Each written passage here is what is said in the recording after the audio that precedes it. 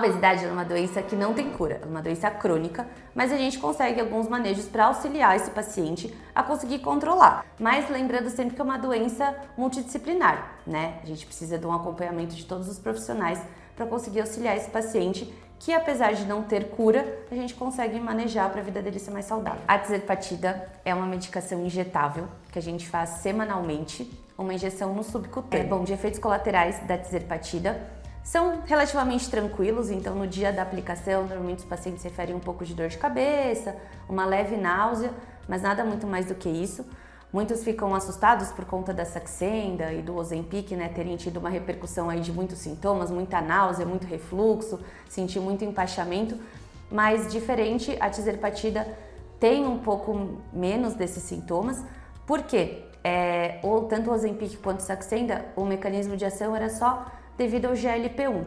A tizepatida é a associação do GLP-1 e do GIP. Então tem um pouco de amenização desses sintomas de empachamento, de refluxo. Tem também, mas bem mais ameno, tem bem menos náusea, bem mais tranquilo. Pode aplicar a tizepatida quem fez plasma de argônio.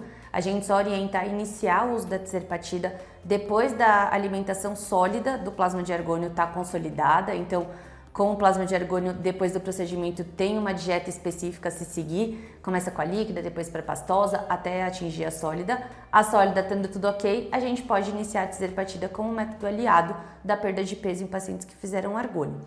Antes, a gente só não orienta muito a fazer, né, a tizepatida antes do argônio, porque para fazer qualquer procedimento que envolva sedação, a gente precisa parar a utilização da tizepatida por 3 semanas antes do procedimento, por conta do risco de broncoaspiração, por conta da medicação retardar o esvaziamento gástrico. Então, por conta disso, a gente não orienta a começar antes, mas depois não tem problema nenhum, tanto quanto o plasma de argônio, tanto como o balão. Então, pacientes que fazem uso do balão intragástrico, principalmente os de 1 ano, que é não ajustável, que chega no final já começa a dar uma estagnada, não tem a opção do ajuste, né, do próprio balão, a gente consegue associar a tizepatida para terminar aí esse tratamento, dando um auxílio na perda de peso.